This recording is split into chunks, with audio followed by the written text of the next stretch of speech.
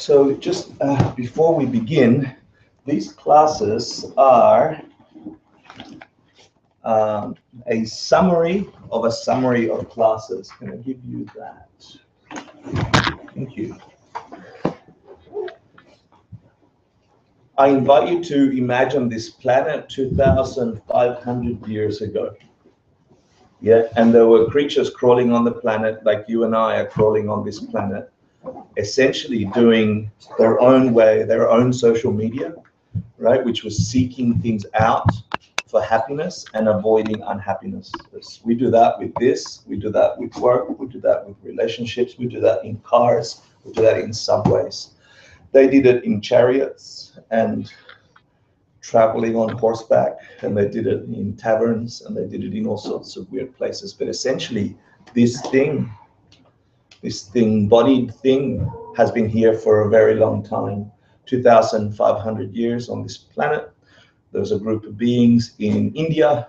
One of them said, enough, there's got to be an answer. And he tried to figure out what that was, and his name became, or we get to know him as the Buddha. Yeah. So I don't want you to think, oh, there's some weird thing out there. I'm talking about an embodied creature like this who's got heartache and who's got wishes for happiness.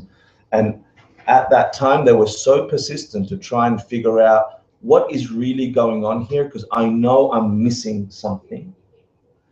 And then through an incredible amount of virtue and goodness, they were able to turn regular human perceptions around to an ultimate understanding of what the hell is going on here, the thing behind the way we experience the world. And that, fast forward 2,000 years, or actually 700, it went to Tibet.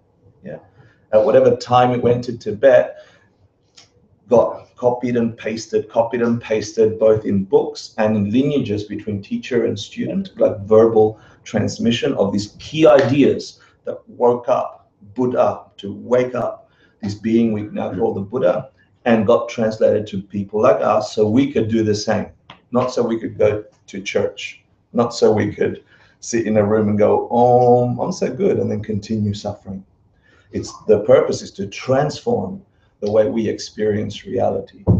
And in this country, I was fortunate enough in the 90s to meet a person who studied that in Tibet in a monastic system for 20 years. And they were able to speak English. So for the very first time, these ideas that were written down in monastic systems in Tibetan and in Tibetan language got translated into the English language and became the Asian Classics Institute courses delivered right here at the Three Jewels 21 years ago. The condensed version of 20 years of study in a monastic university in Tibet, which is to understand reality and my place in it, to stop things I don't want in my life for good, not temporarily, and transform my experience of being into that of an enlightened being, an awakened being, is possible for a human creature. And so that got translated into English, and then it's this 6-year study course that we have finished here. 6 years, 18 courses, right? Or 15 courses, 6-year study. And the last 3 courses is a summary of the first 15 courses. Does that make sense? And we study perception, we study compassion, we study causality, we study perfection of wisdom, a whole bunch of ideas that are embodied. So tonight's class, it's one night of a year-long summary of classes. It's just so you know where you are. Yeah. Don't forget, it's not to dogmatize. We'll have that habit as humans. We'll have that habit. Go, oh, remember that list. Yeah. It's not for that. It's imagine whatever is heavy in your heart, and then whatever is heavy behind your heart. Any suffering at all, any disturbances in your mind, any things you don't want to happen on this planet, they are changeable, and you play a part in them changing. That's the purpose of this class. That's the point of listening to these ideas. Now, the way it happens is we are so busy being humans and accepting normality as normal that we forget it's possible to have inner transformation. We can buy the buzzwords and Instagram them and be in beautiful yoga poses on Instagram and social media, but is transformation happening? And that responsibility does not lie on me. It does not lie on the Buddha. It lies 110% on you. And it's hard, because as soon as we leave here, we go on the subway. And before we get on the subway, we would look down at that little piece of square glass, that mirror, and we get lost in it and we create some other reality. So I'm encouraging you and I'm inviting you to please remember that that being listening to this, those eyes looking over here, and the sense that you have the capacity to change and transform. You have it. If you were not always this way, physically and mentally, it means you've changed from something else. And if you've changed from something else, you can change again. And instead of it being random, you can decide. But to do that, you got to figure out what it is and how it works. And that takes thinking, and hence the study. Study, then contemplation, then realizations can only happen when you're in a really peaceful state of being, relaxed state of mind, mostly in meditation. And then you actualize it. You have an uncontrived, blissful experience where someone is having a crappy experience of the same thing. It doesn't come from the thing, it comes from us. So I'm inviting you, please, tap into the part of you that was optimistic at the age of 5 when you were asking, why is the sky blue? When you're asking, why did that person have to die and not that person? When you wanted to understand the world and adults told you that's a stupid question. And after too many times, you stopped asking the question. I'm inviting you, please, ask the questions, because it will save your life.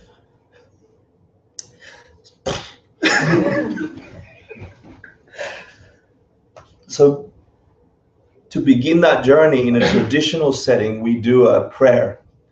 And it's not about the blah, blah, blah, blah, blah, blah, and the hand signals. If you know them, good. But the imprint in your mind is the wish that you could offer up a perfect world to anybody that can teach you. And that bribery that you do with your perception of a teacher will have a result. So for you to be able to even have a conception of a perfect universe, which is this first prayer, every being on the universe you recognize completely free from suffering, just that idea will change your mental DNA. So forget the blah, blah, blah, and if you know it, good. If you're not, just sit there with the sounds and just imagine it's possible to have a world free of suffering, a universe where beings are joyful, and then give it away. Yeah, so Steve. Sashi Bukhi Jishin Etotram Viraling Shi Ninde Gampadi Sange Shindu Mite Vivargi Droken Nanda Shingla Chuparsho Idam Guru Ratna Mandala Kamniryatayami Sangye Chidam Sohi Jagnam Va Janchu Bardu Dakni Gyapsuchi Dahi Chenyangi Pesanam Ki Drola Benchir Sangye Drupar Show Sangye Chidam Sohi Choknam La Janchu Bardu Dakni Gyapsuchi Dahi Chenyangi Pesanam Ki Drola Benchir Sangye Drupar Show Sangye Chidam Sohi Choknam La Janchu Bardu Dakni Gyapsuchi Daki Chenyangi Pesanam Ki Drola Benchir Sangye Drupar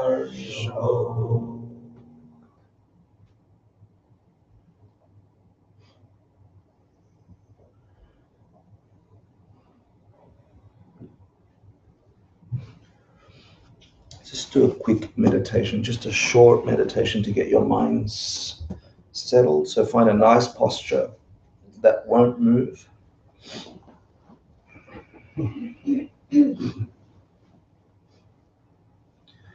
Connect with your motivation as you settle your posture. Those words I shared at the beginning, see what connected with you there.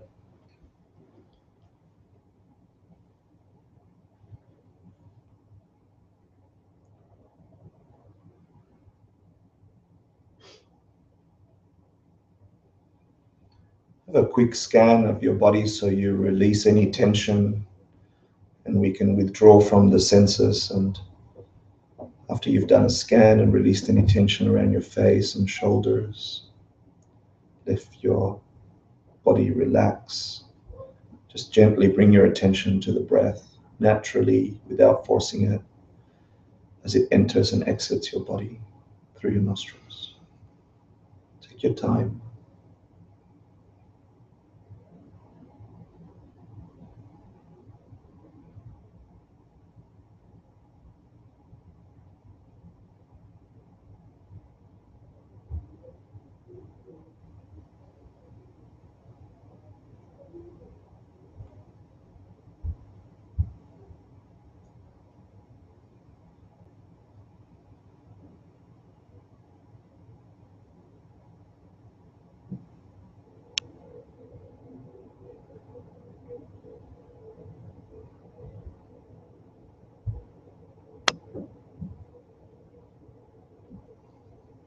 Try and bring your mind back to the breath, pressing it a little tighter each time.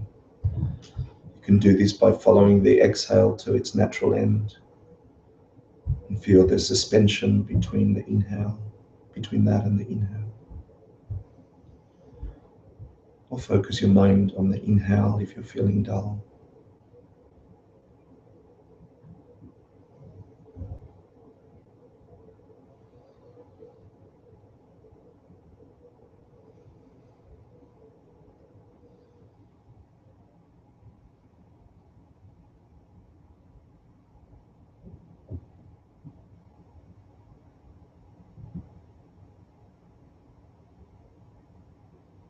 As you sense your breath entering and exiting your body, see if you can transform mentally the space around you until you are seated in your perfect location. It can be an imaginary place or an actual place in this planet. It's just you on your meditation cushion with your breath transform this place into that place.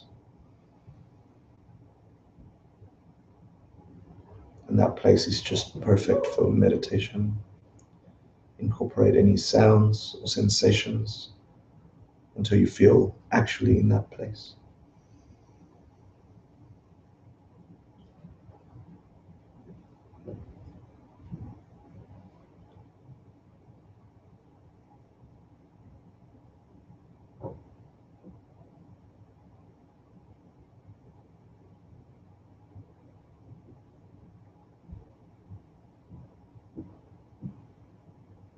See if you can bring a feeling of being at home in that perfect place. And as you do that, I'd like you to invite in front of you your ideal teacher. It can be a real or imaginary being. You can imagine them visually or sense their presence sitting, facing you in the same posture as you. But it's intimate, it's just you and them and nothing else. The highest being you can imagine. Being that inspires you to awakening.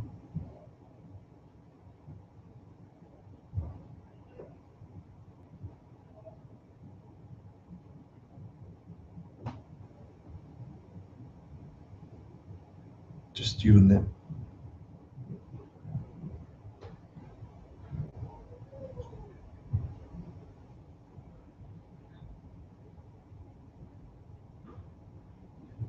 Imagine their highest quality, the thing you admire about them the most. Feel a kind of reverence for that capacity.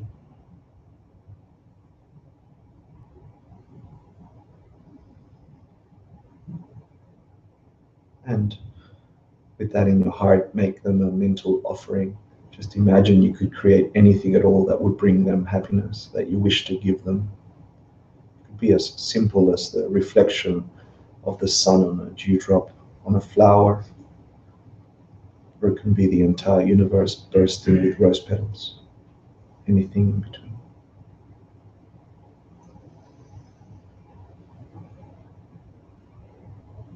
Actually feel the exchange.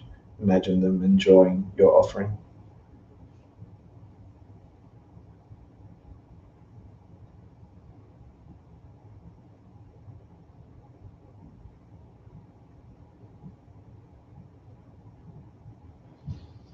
And as you feel them smile and enjoy your offering, scan your mind, your consciousness for anything that's in your conscience, things that are blocking you from happiness.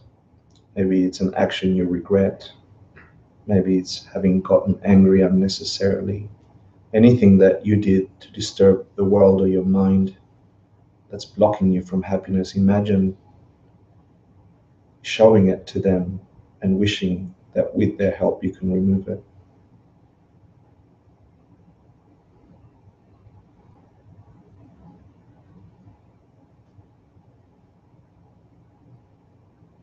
You don't want it inside you anymore. Make some kind of promise to avoid that action in the future and feel a sense of release.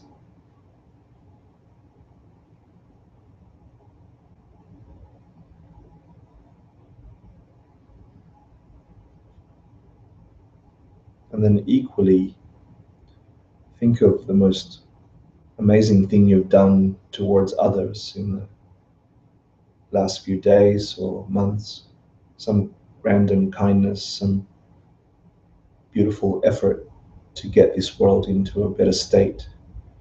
Maybe it was as simple as stretching a kindness to someone. And actually allow yourself to feel joy for having done that goodness and brought some goodness into the world. Just please allow yourself to feel joy for having done good. It's inside of you and it will grow.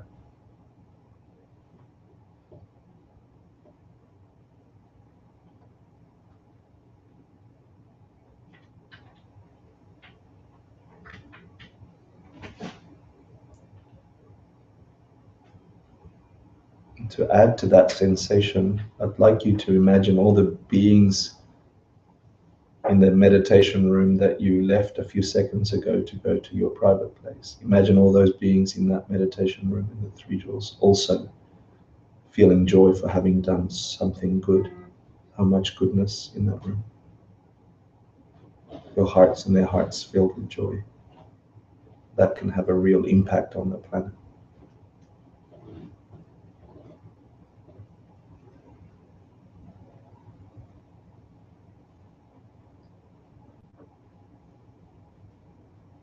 And now genuinely look at that teacher's eyes. Feel their presence and ask them, please, to teach you at every turn, to whisper in your ear when you need to do something differently. Whether you're having a good time or a hard time, may their wisdom appear to your mind. Ask them, please, to always teach you, regardless the circumstances, until you can wake up. And ask them to please stay close until you reach freedom for yourself. And as you ask them, imagine that they rise up and turn to face the same direction you're facing. Begin to shrink, get smaller and smaller until they rest at the crown of your head, the size of a thumbnail, but bright and powerful, always available to you. Imagine you can almost feel them touching the crown of your head. Just Feel the sensation there.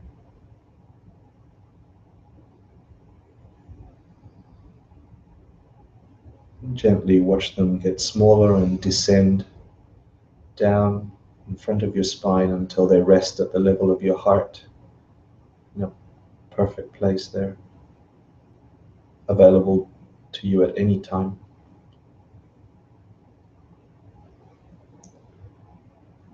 Feel the sensation there at your heart center.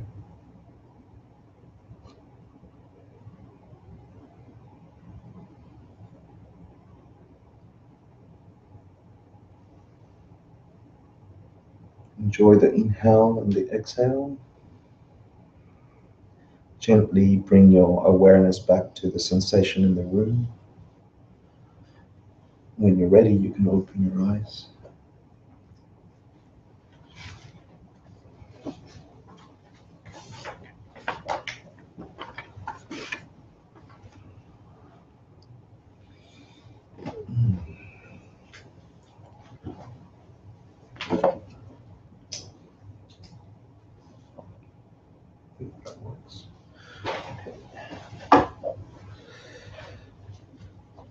Thanks for being here. I can't think of a better thing to do on a Thursday night than try and decode the matrix together.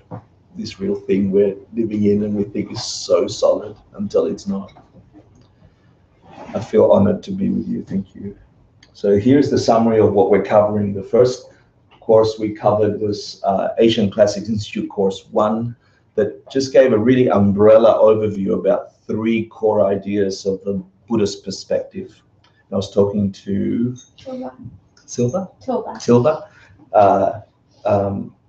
How I wish I didn't have to call it Buddhism, right? It just annoys me to have to call it an ism because we associate all these things. I want to really get that through to you. Please, these are ideas that are transformative, that are for creatures like us if we get them in our minds.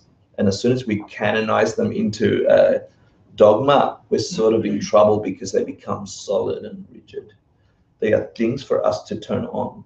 Okay, so I'm going to use the word ism, but please know I don't mean it. Okay. So the first course we covered is these 3 core ideas, these 3 core things we have to do to influence our mind in 3 simultaneous ways to begin that transformation to living a life where we sometimes happy, sometimes unhappy, to a point where we can be in charge of our existence and be outside the cycle of suffering. And those 3 core ideas are, for those of you who are here,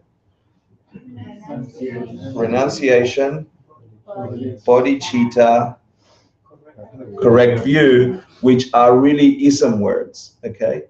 I want you now to tell me those as essences of the states of mind we have to develop, these 3 broad states of mind, of which the rest of the courses go deeper. So what does the word renunciation really refer to? Giving up. Giving up bad habits? Is it giving up? Giving up, and he said bad habits. What kind of bad habits? Ignorant. Misunderstanding the world, right? Because we misunderstand the world, which is the correct view side, the 3rd state of mind, we don't know how we are operating the world to get what we want. And that mistaken way of doing things is the bad habit. And when you get sick and tired, I'm done trying to get happy in that old way, you begin the waking process. So if some tragedy wakes you up, you get that sense of renunciation. Oh, that world doesn't work that way all the time. Sometimes it does, but not all the time. And as soon as you get that, you realize that if it doesn't work all the time, it doesn't work. It was a fluke. There's something else making it work, right? So you give up that old habit of trying to get happy by taking from people, or if I get the right girlfriend or the right boyfriend or the right, if I do this thing out there, my experience will change. That isn't the way. You at some point wake up to that.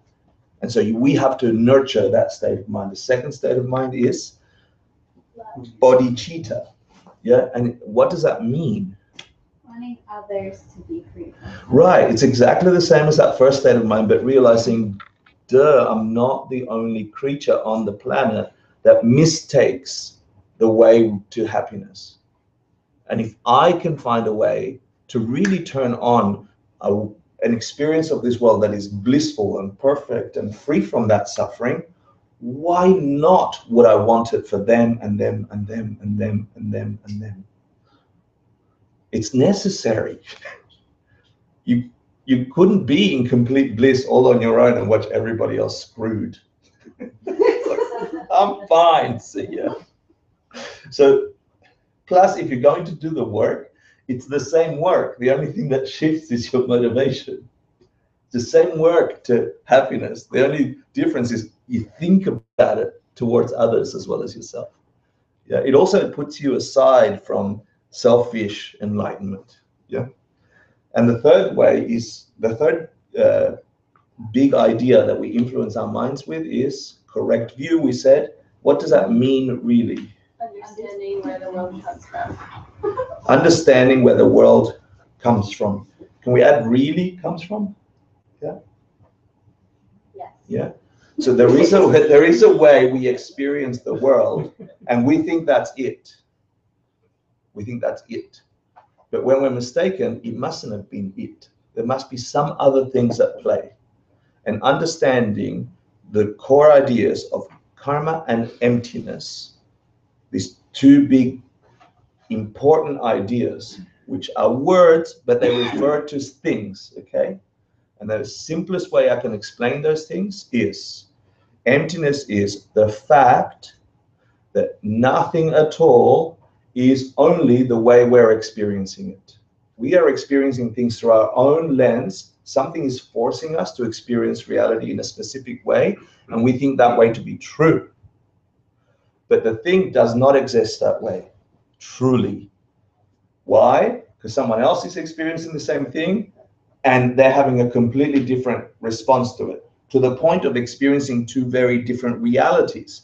If I bring kittens into this room, 100 kittens, and we're only 50 people or 40 people, who wins? Is this something to pee on or a meditation cushion? What is correct about this object? The cats or the humans? Who's right? Both. Who wins if there's 100 kittens and only 50 of us? We're in the wrong, yeah? We all have to pee on these things if we're going to be equal opportunity in terms of consciousness. So when they look at this and they get an urge to pee, we think they're wrong, so we punch them. Or if they see us sitting in a perfectly good pee carpet, they think we're wrong, so they scratch us. We think our experience of a thing is the thing. The thing is neither of those until beings are there. This sounds heady, but that's karma and emptiness. This is empty of being a cushion from its own side. The cushioness came from human. The pee carpet came from pee, whatever, they don't call it carpet, right? The pee object came from kitten. The litter box, thank you. Who said that? You did? Habituating that understanding about absolutely everything in existence, getting that about everything is correct view. The most important thing you can get, that was a simple example. The most important thing to apply that idea of emptiness and karma, which is the way that I'm forced to experience it. Something in me forced that experience, something in the kitten forced that experience. The most important thing to apply that to is this idea that you are just humans, and you have to go through this, and you're done, you're just a human. I am this person, and I'm just going to have to go like that. The experience you have about your mind and your body is exactly the same like that. Your mind is empty of having to be the mind you're experiencing. It is dependent on what you put in your mind to associate to. And if you change the association, if you change the courses, you must have an experience of this mind as enlightened, awakened, not in suffering. And that's possible. That's a real thing. And it's available to us. But just because we said it in a room doesn't make it happen. That's why people study it for 25 years and then meditate for eternity and do yoga how many ever times a day to try and move things inside of them, energies inside of them, to have these awakening moments. But it's possible. Yeah? And I'm going to try until this thing breaks. And if I get there first, yeah. If it doesn't, the causes for it are in me already. Why? Because my mind has planted those experiences in my mind. They must have a result, cause and effect, consistent with these ideas. So that's the first course summary. Second course was the idea of Buddhist refuge. And simply put, someone tell me what the difference between that and regular refuge is. Why is that an important concept? It's permanent peace. If you achieve it, it never leaves you. Yeah. What's the difference between refuge, Buddhist refuge, and regular refuge? Regular will lead you. Right, so you think you're going to stop some suffering by calling the police and saying, help me, and they will help you, and then later the suffering will continue. Yeah? The difference between that and Buddhist refuge is whatever Buddhist refuge is, that will not leave you. Yeah, once achieved. Cool. It's real protection. Real protection from what? Hmm? Suffering, death. I mean, death is just part of the cycle, death and dying. The experience of death and dying is like the pea carpet. It doesn't come from it. Something in us is forcing that experience to be perceived in a specific way. You can still go through a dying process, but your mind does not have to associate to it what we think that is. And in our culture, we don't think much about it. We hide it until it's too late. And then when we get there, we don't know what we've got in our storage in relation to that, and we suffer. That can be removed, completely removed. Yeah.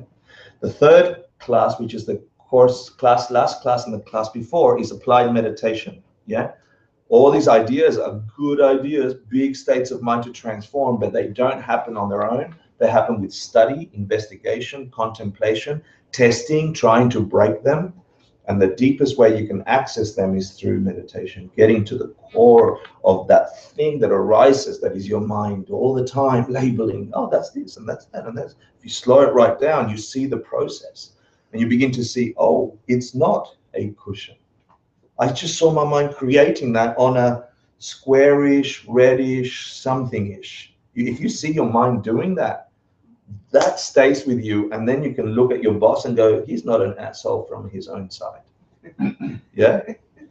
There's something in me that just had that experience because they are having a good experience of them.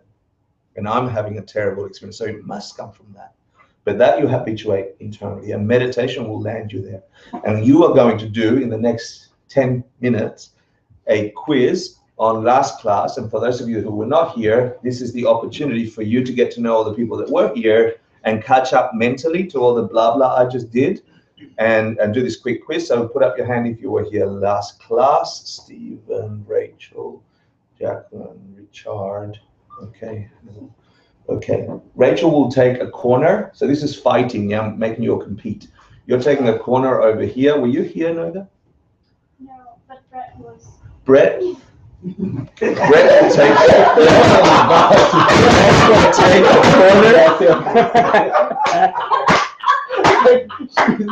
I love you. That's awesome.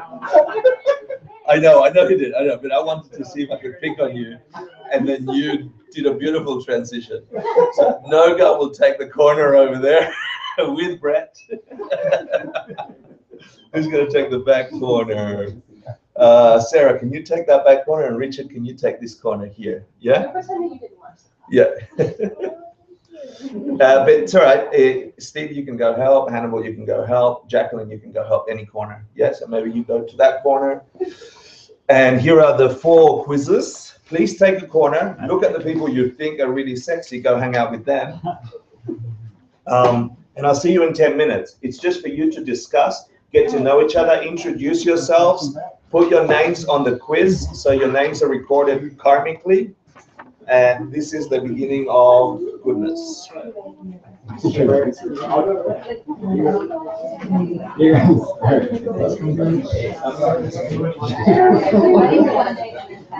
you guys know each other?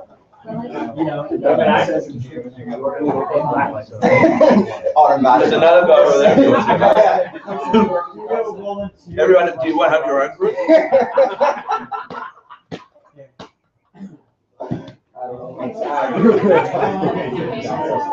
¿Cómo estás? You guys ready? Yes. You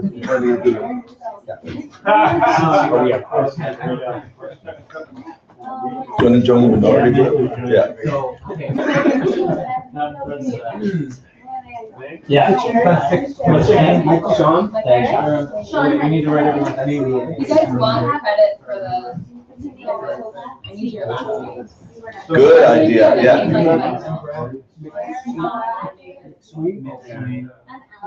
Edibles. Are we putting last names?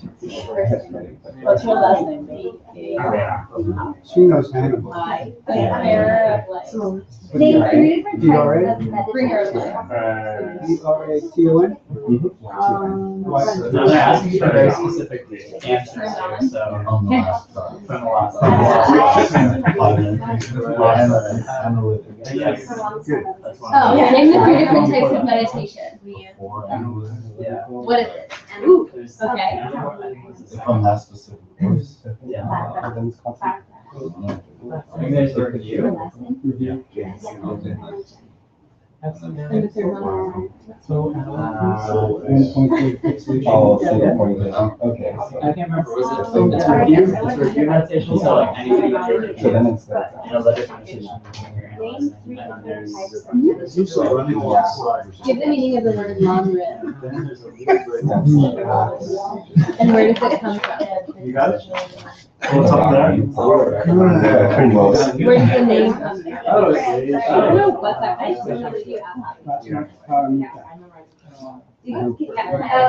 the I think I went over the first two. No, That's a standard. But meditation, it's just like putting your mind.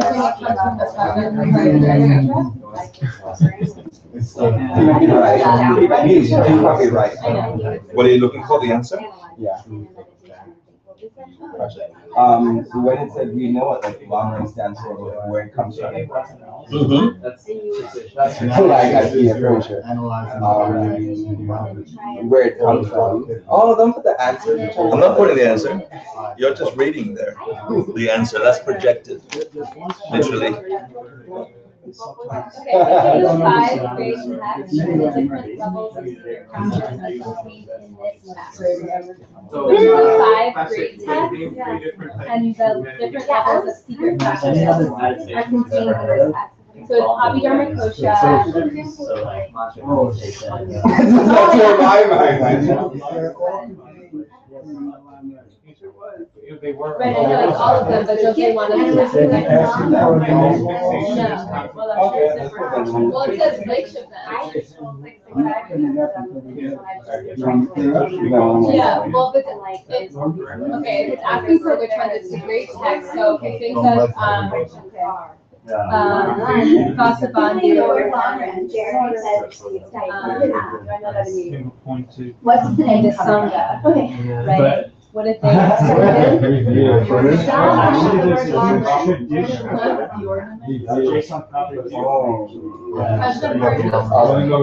Oh, so they went by Yana. Yeah, okay. Okay. So that would have been, Abhidharma. I was just explaining some of the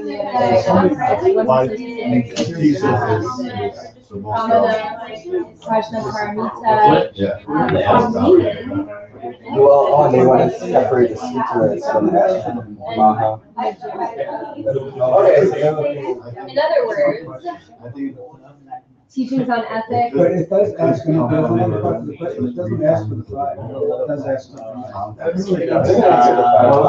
The levels of secret practice. I don't even know what that. Oh, number 8. Wait, that was What's the question? Which of the 5 great texts is Yeah, all these. no, it's like a bit fire. You can say this and Tantra. Right. It's all like the foundation before. translate it. Right, and then the last one. Okay, next. Another person. At different levels of I'm just trying to remember. Was it mentioned Tantra? Well, it mentions emptiness, so if it's emptiness, then it's. I would say that. I would say it's Number two, give the new like something. I don't know. What are the three principles of the death? The third question is, which of the 5 great tech and different levels of secret practices are contained in this process? Which of the 5 great texts and different levels of secret practices All of them. are contained in this? I think they're talking about the Now, they're talking about Prajnaparamita, Vinaya, Majjhimika. They're talking about those 5 great collections. So which of that collection? All of them. No, which of that collection are contained in this? Yeah, which of those 5 and tantric practice If you're in a are coma, contained in the language? oh yeah. All of them, right? It's a heartbeat. Yeah, but list them. If they're not up there for you, Alison. I don't know that.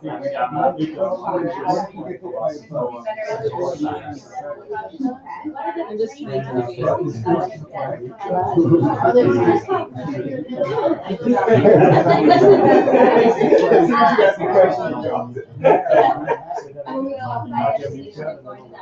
How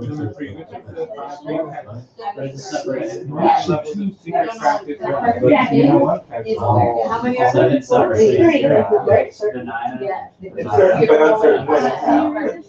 But tell me what they mean, okay? Don't just give me the names. Like when you say Vinaya. No, I'm testing.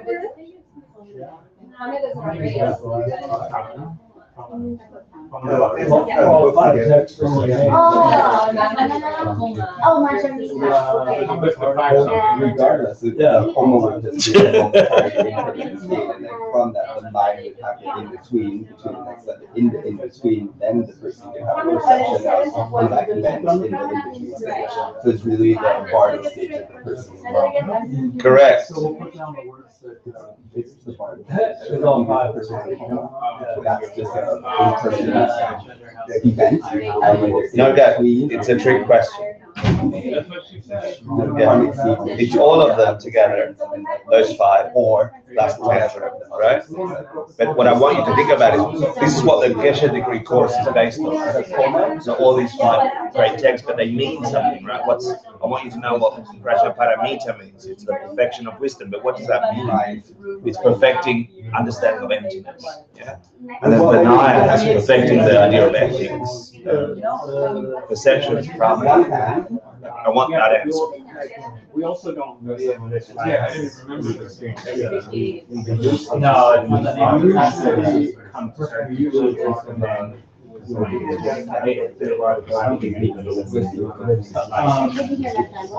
If I don't know this first one, yeah, I mean, you don't know the others. Yeah, exactly. The real Yeah, it is a little space for the, like, we don't know the street. Right, so the, I would say that, that seems a little too. well, I agree with you. So it's like, I think the great definition a valid perception that could be deduced, or it could be a direct perception. So in other words, like we say, we don't have a direct perception of the sheet outside, but it's the one that would deduce that it's still there in some sense of the way, or when we experience it, it will be there. So the same way we have like the proofs of future ourselves and things of that logic. So if you haven't directly experienced it, because there is foundational logic to be able to say, okay, well, this is pretty cool.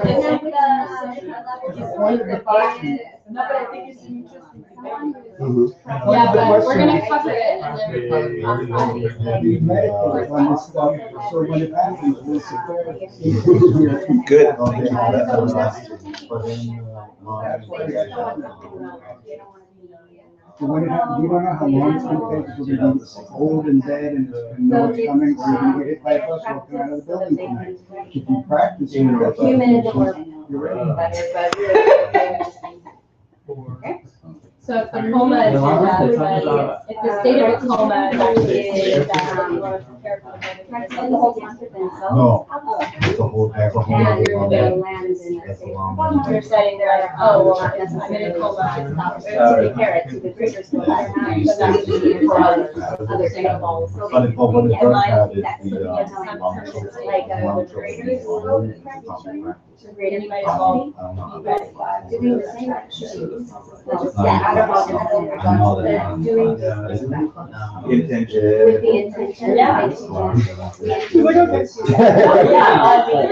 principles of the death of meditation. I just think that's what I was. You die. No, but I think that's a good thing. I think that sometimes like, it's not a bad thing to want to say, I want to never sessions of yourself if you want to actually experience it. I knew that was going to be a problem. I don't even know Huh? No, not at all. And I think that's why it's kind of saying that some things people do, but they won't be. That was for you. Logic, and that's why I was saying they not experience it, they experience it. For that. I think what I remember of previous Yeah.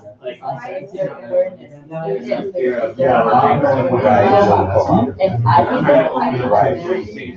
I don't know that. She was saying that heart rate produced awareness, but I don't know.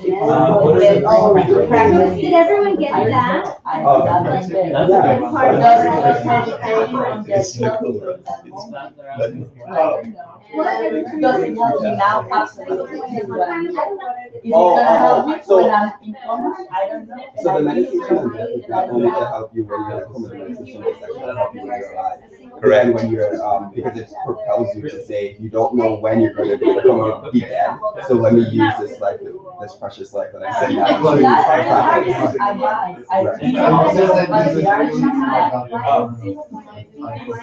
Will help me when I'm in coma. I just want to buy. Right.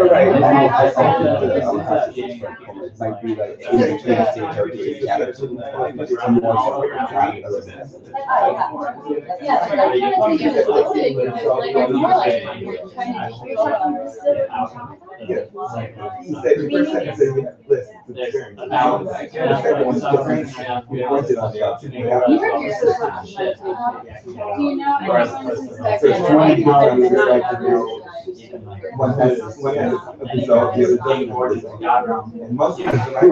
I was actually just thinking about it today. Yeah, I know, right? You would know there was a problem.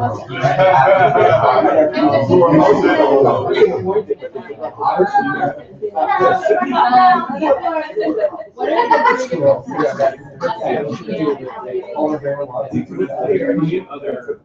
What's the difference between those? Oh, I'm sorry. These are so hard. Yeah.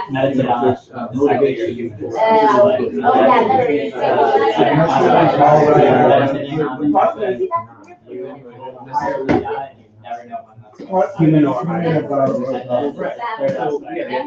prepare for death. And never know what's the sure if it's a situation that are very common and also for see why the person could not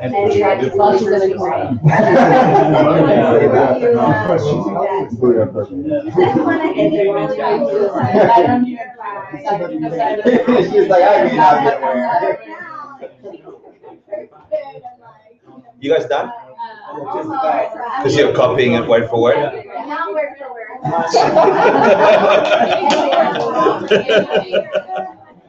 not playing very well. Obviously, remember when we talked about this?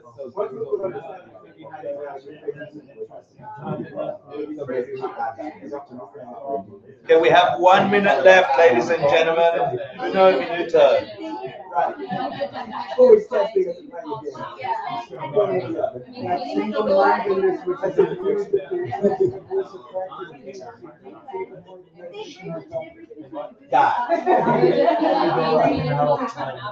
Yeah, single point is Thank you. Yeah, good. We're done. Thank you. I'll take your perfect exam back with all your names. Can you put your last names on it? Because there's a few Allens and there's a few Roberts. Oh, it's a real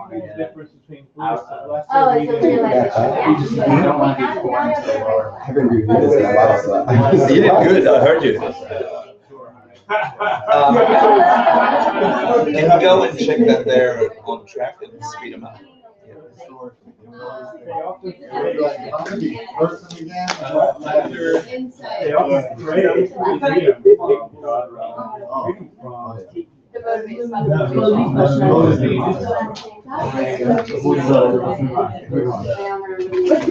The median scope is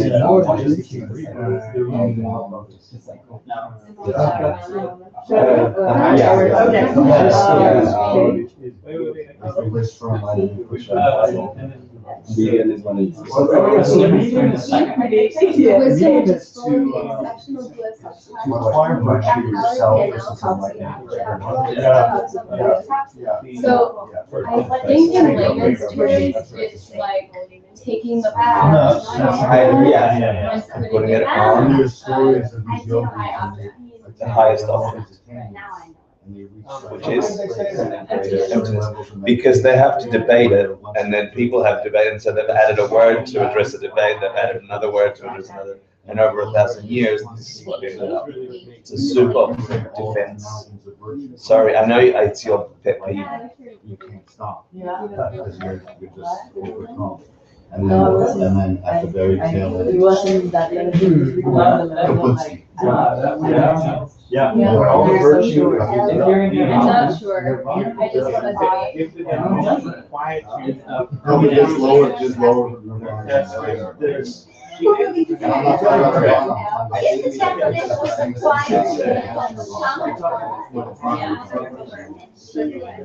And I'm happy to get those as a short definition rather than these definitions. I just want the essence of what.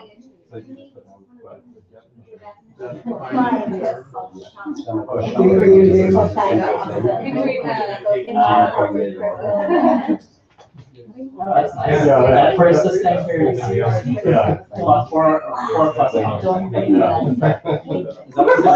No, it says this is the technical definition. I want your real definition because I think that would be better. But the fact that means is kind of the most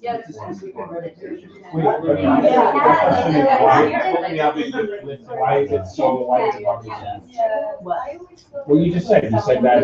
Because because if you restart. Nice.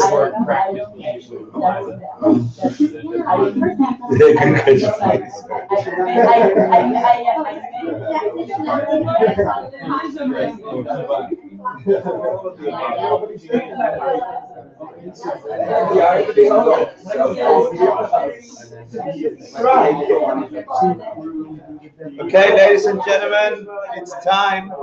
You have 1 more minute. Okay, get on with it.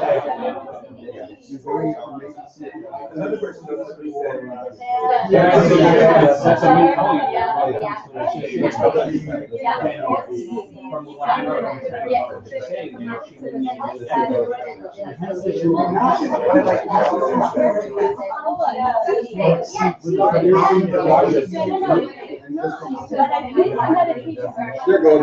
They're good, thank you. Are they done or still going? They're done, but they're not.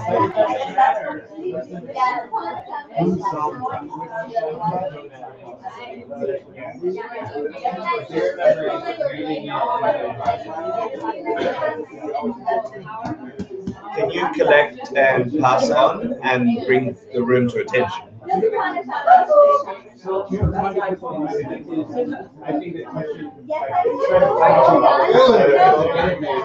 Worry what you're at.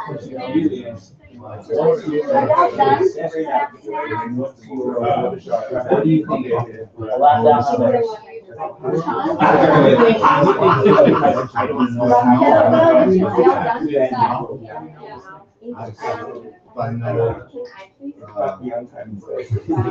Wait, why do you? Because I stood up first. Correct.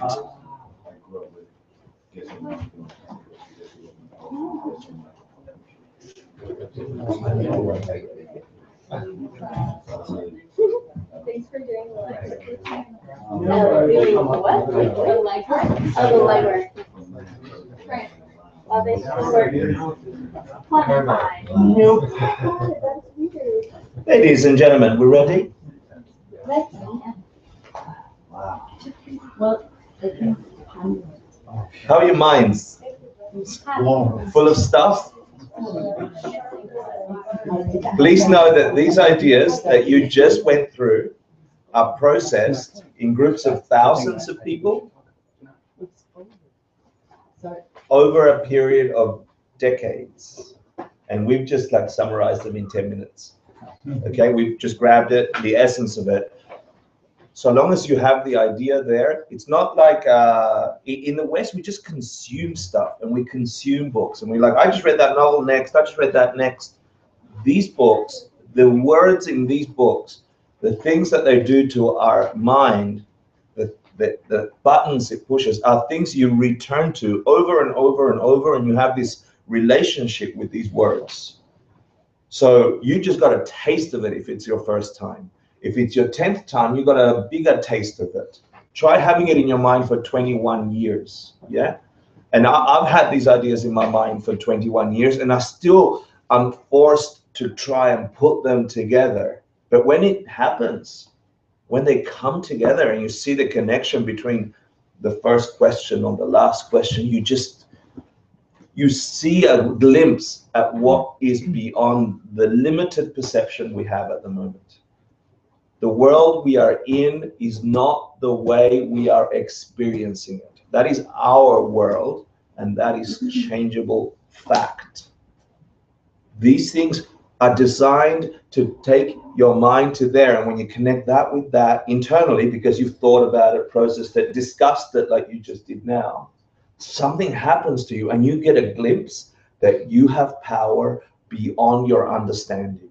And it's not like I can wield it now, you know, it's not that kind of power. It's a different thing. It's a thing where you see your mind and reality come together to give you a fake reality that seems this solid. Another reality is just this solid. But we're stuck here in this little human realm where the senses of the eye is only that limit of the light spectrum, and the auditory factor is just that range of waves, and the taste, touch, etc. are the same. And we're stuck in there. We're locked in that. We think that's real. Multiply that by a zillion, and infinity is inside of you. Really. Destroyed suffering, complete bliss, available to you, because they're not out there, they're in here.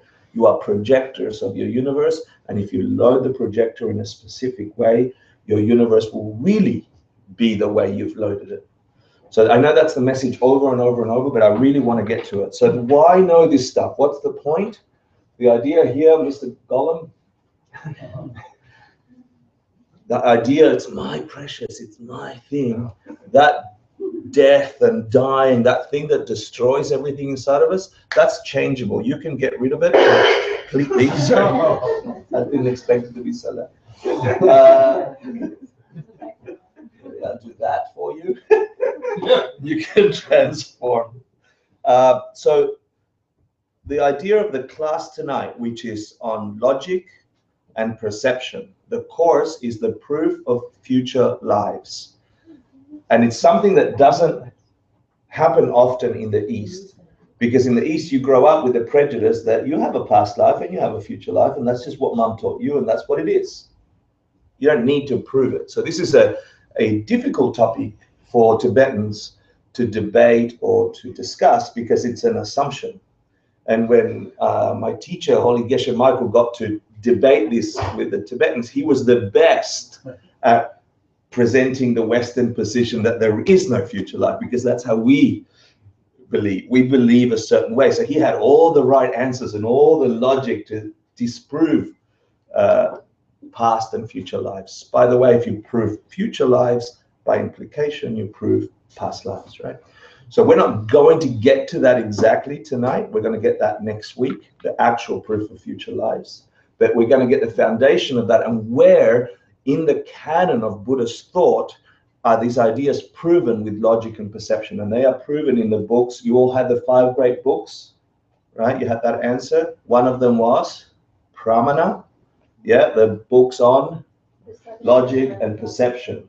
That idea is vital for transformation. If you are not versed, if you don't have the investigative power to say, to discern the difference between my perception and reality, and are able to unstick yourself from the forced perception you're having, and with logic and reasoning, understand that there must be another world. And I heard your story, your example in here is like, through logic and reasoning, we know there's a street out there.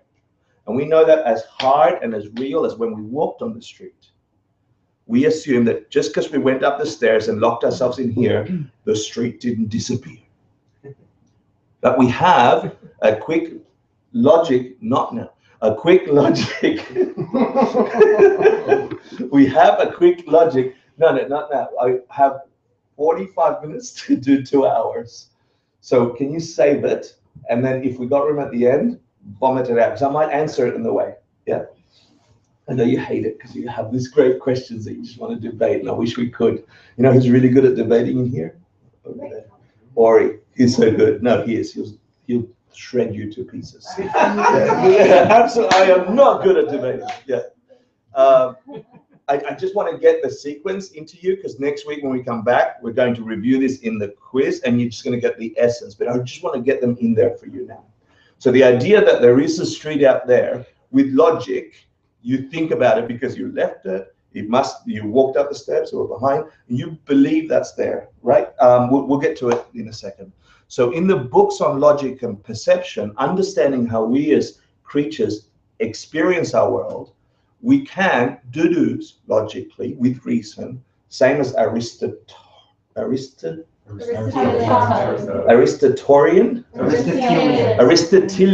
logic, where if A then B, if B then C, same thing, right, is applied in Buddhist logic.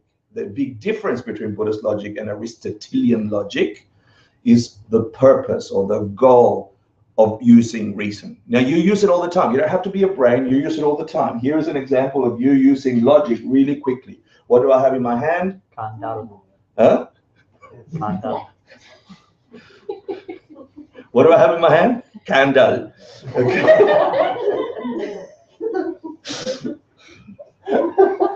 This is a really difficult class, okay? You are difficult creatures. Is it in my hand? Yes. Can you see it? No. No, but is it in my hand? Yeah. How do you know? We have no evidence. Process of elimination. You're using Object permanence. you're using A plus B plus C to prove, like, you do it so quickly you don't even think you're doing it. You're using logic right now. Let's make it harder. Is it in my hand? Probably. Ah, cool, right? Is it likely to be? Okay, listen to this. Just very quiet, very quiet. Is it in my hand? No. Maybe not, right? Perchance. But you see, perchance, it wasn't in my hand, it was here. The point is, we are doing this a zillion times a day. Logic. You think when you put your foot in front of the other, there'll be a road there for your foot to land. You're not sitting there going, I am a logician. There must be a road, because I left a road when my foot arose. And upon landing, you don't do that. It's ingrained in us, right? So that's one way to come to truth. There is a road out there. We left it through logic. We just know it's there. Yeah. It's not here, it's there. And we can probably go back and step on it. Yeah, that's reasonable, and that's just as true as seeing the road. Yeah, it's got the same power in you, in your decision making and your experience. Through the discussion of that, how is this world and my relation to it, perception, and using that kind of logic, you can come to an understanding of what happens to us when we die. What happens to this thing we call life? The physical stuff and the mental stuff. And I hope to get to that next week. This week, we're just going to get the foundation of the logic. And is that cool? Yeah, good. So the point of this class is to study karma, causation. Let's call karma causation. Cause and effect don't disappear in the realm of mind, in the realm of everything that's your consciousness. Feelings, thoughts, memories, emotions, yeah? That realm is under the same universal law of causation as is this. Sperm and egg, two cells together, boom, boom, boom, big fat Hector. Body, Hector body. Yeah? Physical stuff. Cause, effect. Mom and dad, whatever. Yep. Sorry. So why know this stuff? Is because the way things happen here are distressing for us. And if we could find out what is it that's causing that distress, we can undo it and therefore be free from suffering. It's not just a big word. So we're going to hope to prove karma, emptiness, nirvana, enlightenment with logic. Why else know this? Because we are all, on the way out. You know, we have this embodied thing. It didn't go very low at all. But we have this embodied thing, and it does change, and it will change, and it will continue to change. And at some point, you'll say goodbye to it. And we have all these theories. We don't know what happens when we die. We have all these theories. So just like the road, can you come to a conclusion that's close enough to certain about what happens after we go? Yeah, and can you then internalize it and come to I mean, we have all these theories. We go through the big tunnel. I remember my best friend, we were teenagers, and we were fascinated with the idea of all these people coming back from near-death experiences and seeing the tunnel of light. Who's heard that story? Yeah, and I was so fascinated. I was really into it. And my friend is, he's a logician, but he's a sarcastic logician, so it makes him a good prasangika. He says, yeah, I can imagine when you die and then you have this pull towards the light. And I'm like, yeah, and we're really into it. Teenagers, you know how you get so excited. And he's like, that means we turn into moths. And it just totally destroyed the whole really mystical experience. I was like, shit, that's terrible. Anyway, we have all these theories about what happens, or alternate universes. When I was a kid, my dad used to say that there is an equal and opposite Hector in a complete alternate universe who's everything in reverse to me. And it used to blow my mind. It was like, if I did this, what am I forcing the other Hector to do? And of course I did some things to make him do things. So anyway, he did the opposite. I know. Hence, I'm gay.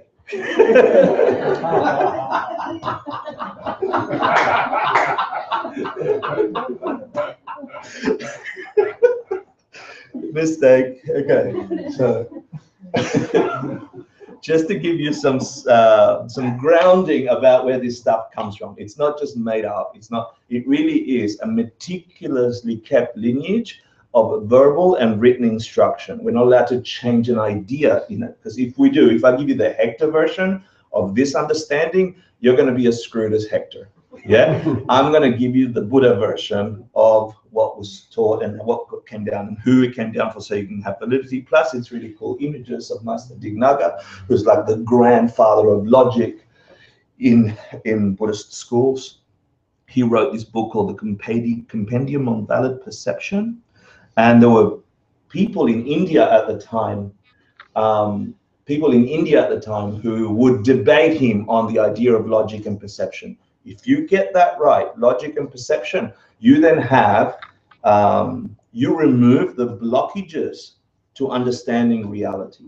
Yeah, imagine that we have blinders on. We are limited in the way we can see the world. There's things blocking our consciousness from understanding the world, the entirety of existence.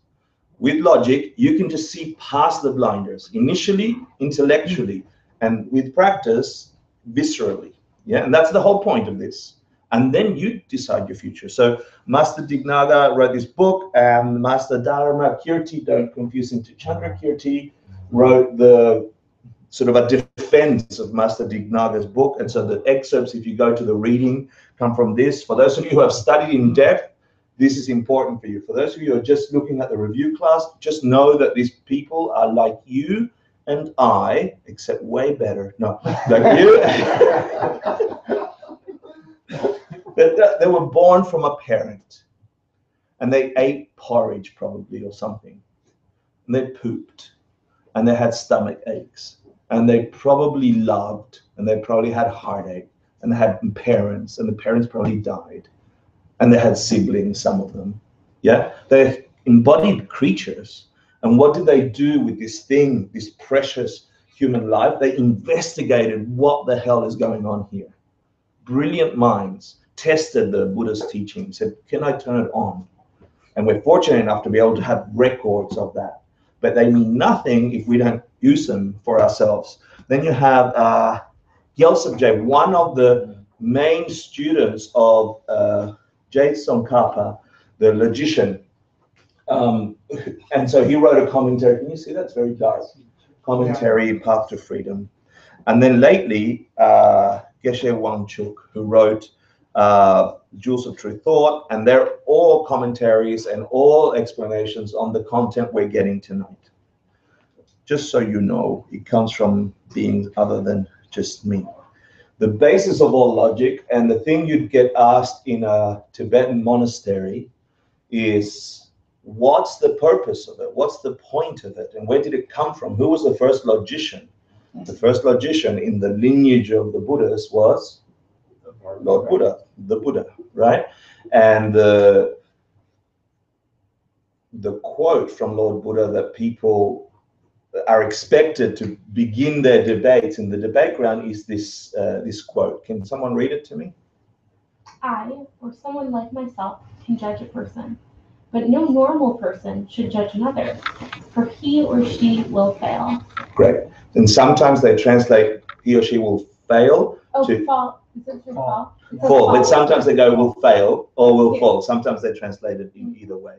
So the point is, someone like me or someone like me, meaning a being who has had the experience of ultimate, understands absolutely everything, an awakened being. I have reached a point where I see everything for real. Or someone like me, who can also, or read minds, for example, or above. Only those beings can judge another person.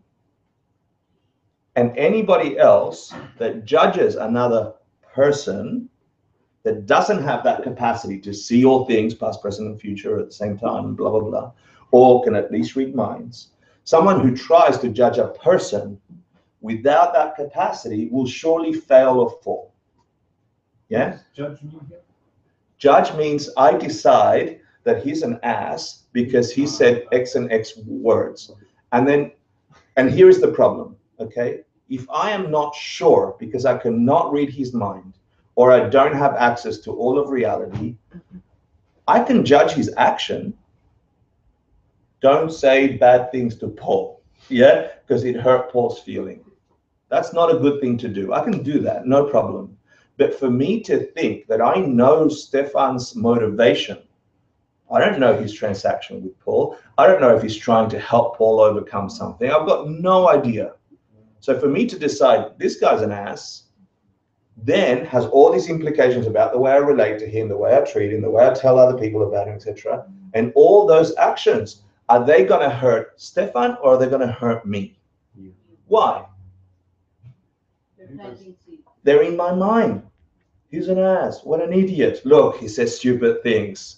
He probably farts, you know, blah, blah, blah, right? All these ideas, like these moments of mind that are negative in nature, Hector's eating them. Hector's mind is recording them. Yeah, I'm directing it at him. And maybe some of them will land, maybe some of them will not. That depends on him. But every time my mind has incorrect information, I don't know him. I don't know why he said that to Paul. But I assume I do. And on that certainty, I hate him. Not the action, him. See the difference? Super risky. Yeah, super risky because I eat that. And all those thoughts, emotions, the charged emotions, they are now inside of me, my mind, and every action must have an equal and opposite reaction. Is it going to have it over there or over there or over there? The reaction. It's coming here in the place I planted them, my mind. So unless I know for sure, do not judge another or I will fall. Why? Because I don't know. And that will have a result equal to my motivation. And if my motivation was to hurt, then I will have that experience for me. Essence of Buddhism. Yeah. And he could have been the first case. Yeah. He could have been the Buddha. Yeah, exactly. So here are some core ideas in the next two classes, this class and next class. We're going to talk about sema, valid perception, or pramana, yeah, in Sanskrit. And we're going next week to talk about nirlengi kyu, the material cause, or the principal thing that turns into something else. Example, seed, the material cause of a tree or a plant, yeah? Other causes and good factors to make trees work are sunlight, water, but it's not the principal cause, right? If I get enough water and if I get enough sunshine and I put it all in a little square, no tree's coming without a seed, right? So principal cause is seed. Yeah, I can have a seed and maybe not enough water or maybe not enough sunshine and still something's going to come up. Why? Principal cause is seed. So next class, we're going to look at the principal cause of mind, state of mind. These are the core ideas. And we'll study 4 things here: existence, perception, and reality. We'll do that in about 10 minutes. We'll do the Buddha and the insights, a being like a Buddha, a being who woke up to the fakeness, to the relative reality. We'll look at causality, and this is the last 2 is next class. And we'll look at finally proof of future lives. We'll do that quickly so you pretend that we taught you something. Yeah.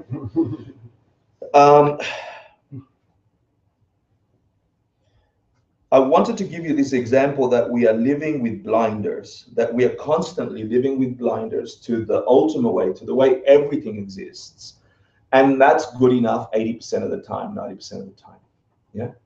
And it functions for us. It works for us. We can operate until it doesn't. And when it doesn't, we're completely distraught. We don't know what happened, but I did all the right things. I went to university. I went to college. I had the kids. I built the house. But why didn't it work? It worked for 5 years, but the 5th year it didn't work. What happened? And honestly, we don't know. In the way we operate, we don't know, but it's going too fast. I've got no other alternatives. So we are blind. We have blinders about reality. In a physical sense, our senses, our human senses, like I said before, the light range of eye and ear, etc., they are our blinders to everything. Yeah, we take all that in through limited little holes, and we think that's reality, the conglomeration of that. Not only that, you add to the sensory input. You add the mind, which then calls it something, the perceptions of something, because the eye does not see a screen. I dare say your eye does not see a screen.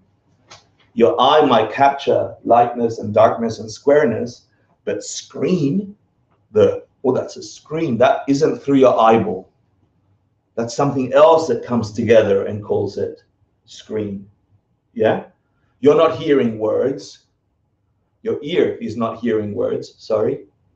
Words. Words. Your ear is just vibrating.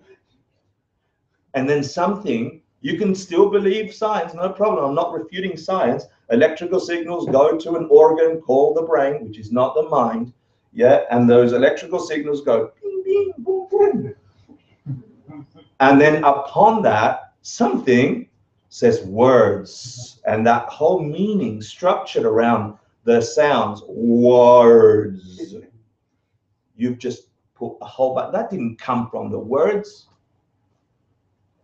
I tell you why it didn't come from the words. Remember the 100 kittens? Words. Completely different conception. Yeah, it's not coming from the words. Something in us, our mind, is conglomerating reality and forcing us to believe that's really what's happening. And with logic, we just proved it a little bit with reasoning. Reality out there is not the reality in here. The reality in here is my fabrication, but not by choice, right? Because I can't force you to see a pink elephant. I can't. So anyway, there's a reality that's, don't think of a pink elephant. There's a reality that we're blind to, and the purpose of understanding logic and perception is to get to that reality, which might look more like this. Yeah, if I had to stick with the Lego metaphors. Now I'm going to give you a bunch of definitions. So if you're writing, write them down. I'll just do a quick education. Can someone give me the definition of existence that has not been in a class before? Give me the definition of existence. What is existence? Something that's capable of being perceived. Something that is capable of being perceived. So I'm alive because I perceive myself, or this floor exists because I can perceive it. I don't know. Anyone else want to refute her? I would have guessed that. Huh? I would have guessed that. Yeah, good. Okay, let's see what the Buddhists say. Yeah. Oh, wait, isn't that what I just said? Yeah, yeah.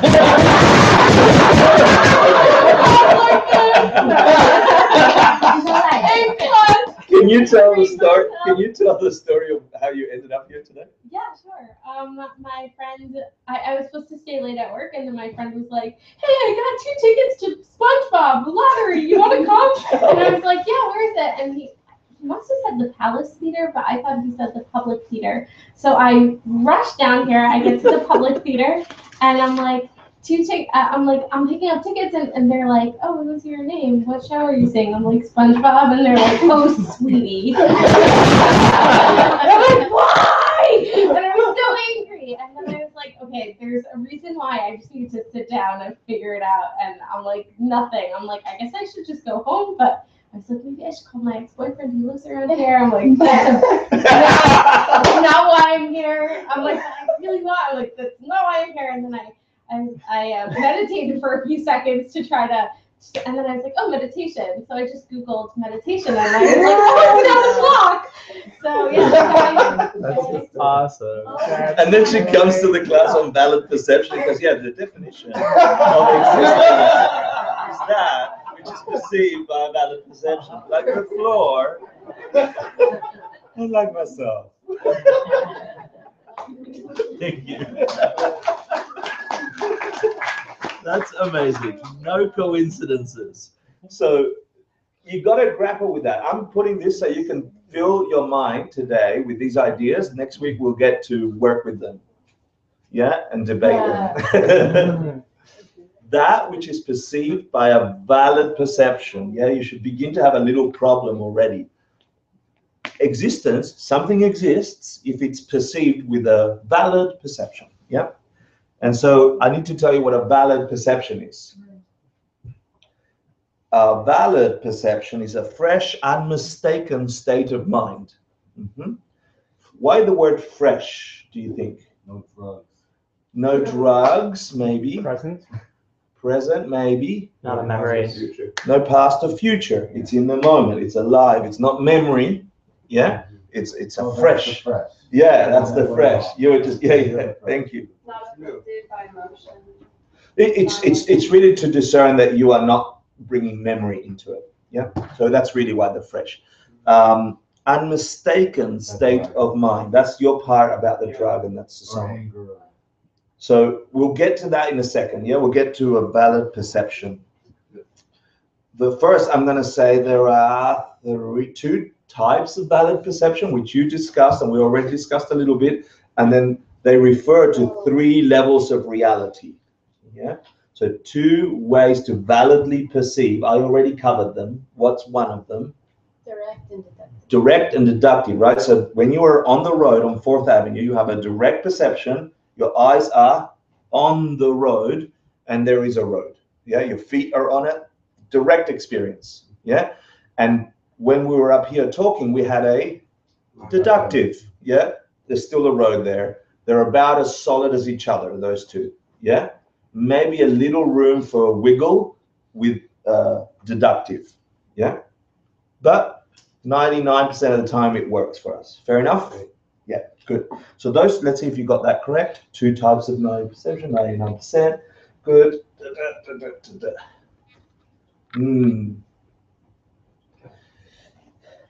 To have a deductive perception, you must understand some level of causality, and you must have some kind of logic, airtight logic, through experience or through reasoning. Yeah. So that leaves us to 3 levels of reality which are perceived. That's also based on correct memory. Yeah, exactly. Yeah, but the memory also comes from experience, right? It's like, oh, that's right. I try not Somebody to. with Alzheimer's can't do that anymore. Right. I see where you're going. Cool. On drugs. So the 2 levels, direct and deductive, experience 3 kinds of reality. Yeah. So in Tibetan, the first one is called Nungyer, right? Nungyer. Yeah. Which is evident, or like it really refers to things that you can directly experience with your eye, like colors and shapes, tastes. Yeah, those direct experiences. Make sense? And that refers to the first level, the direct experience. So you can experience reality directly. Make sense? And here is blue, or here is the Nungyer, direct.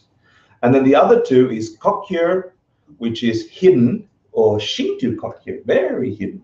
Yeah? Yeah, Shintu Kokyer. Yeah, you hear Tibetans arguing, and when they get really fired up, you'll hear Shintu this and Shintu that. So you're such a bastard. You're very bastard.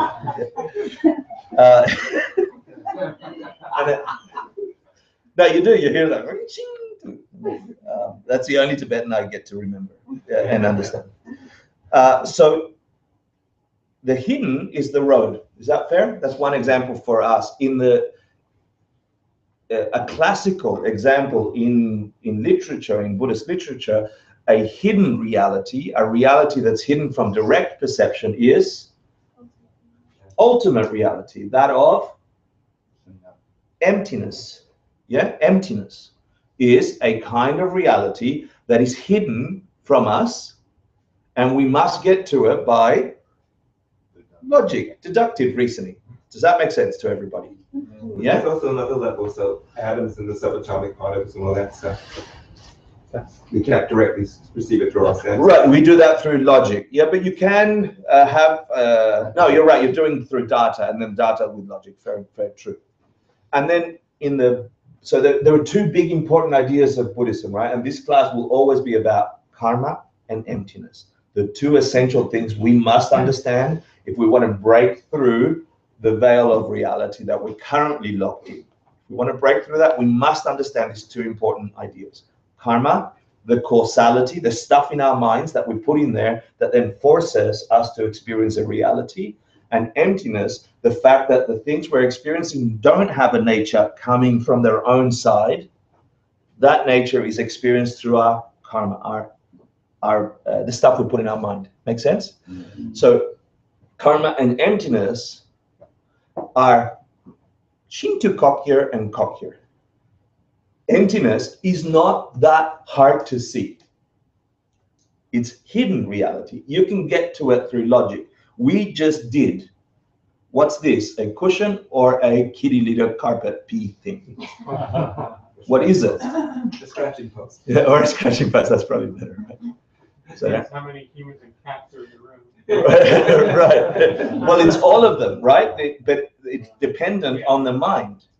So that understanding is hidden, but you just all got it intellectually, right? You just got emptiness intellectually. It is empty of being that way.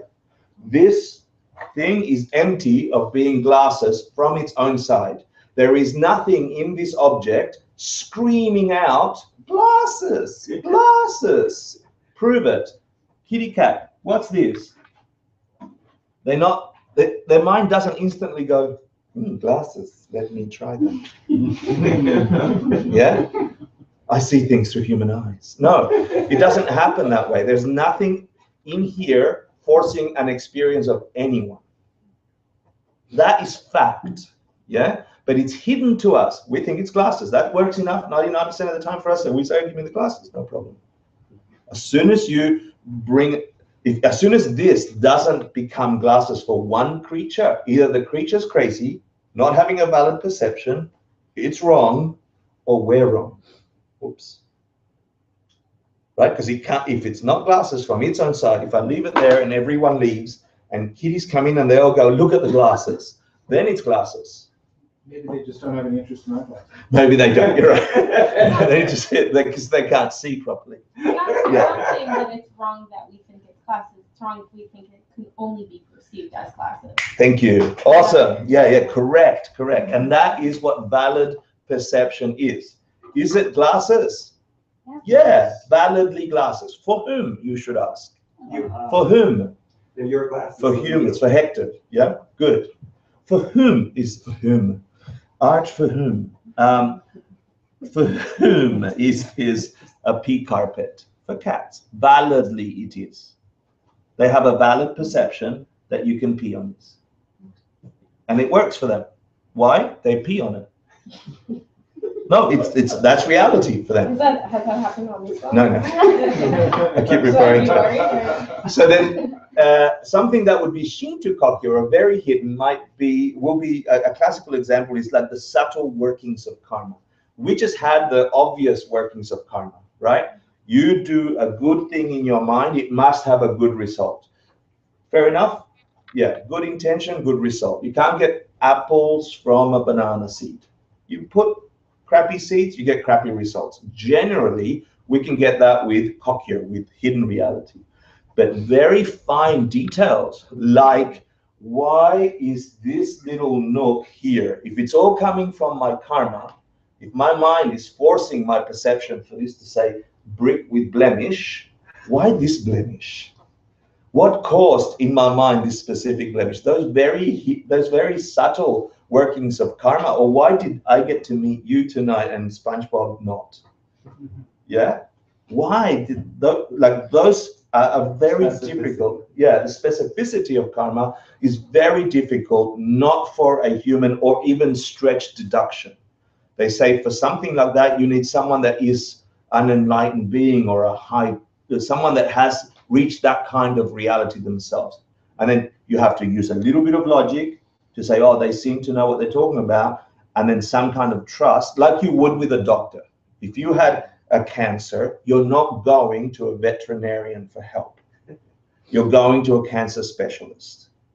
Yeah, and you trust them because they know stuff about that thing that you don't know. And so part of it is logic, saying, oh, they've treated lots of people with cancer. They're likely to know way more about cancer than I do. So you go to them. And that's the same for Shinto Kokyo, very hidden realities. You go to beings or creatures that have insight into those very hidden, subtle workings of karma. Yeah. So can I ask you, Can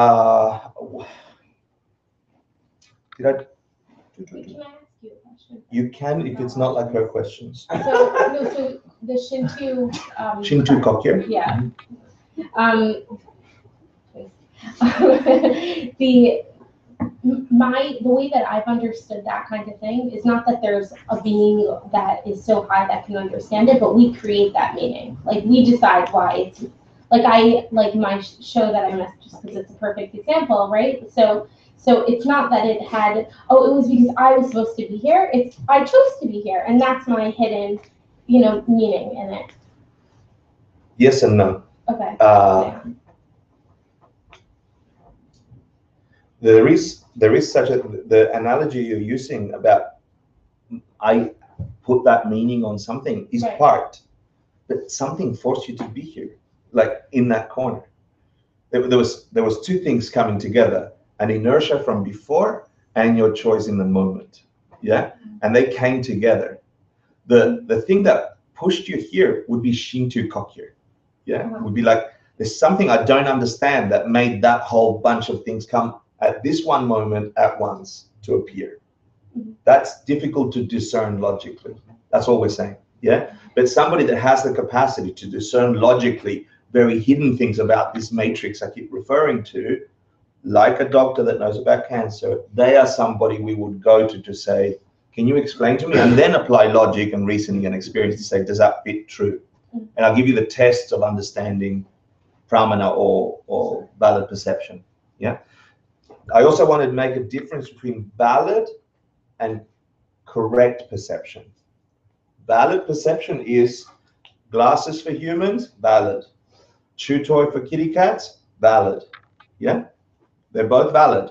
Pee-pee thing and sitting thing, valid. For dependent on the creature. Now, which one is correct? Which is correct? What is it really? Oh, I like it. To whom? To whom? That's a good question.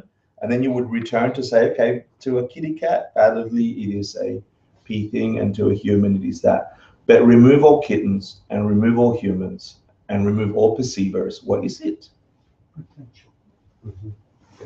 What is it? Yeah, I'm going to leave that in your mind. That is emptiness, by the way. When you get there, it's like you come up blank. It's like it can't be anything until something engages with it. Yeah, and that means that potential, it could be anything dependent on who's forced to have an experience of it. So there are some schools, there are several schools of Buddhist thought, some schools that say valid and correct. Some schools say you've never had a valid perception in your entire life until you see ultimate reality. Until correct perception. Oh, did I say valid or correct? Yeah, sorry. Correct perception until you've seen the ultimate nature of things. Thank you for that. Yeah. But you can chew on that. Then you have to talk about a person of pramana. A person of pramana. And this has some implications.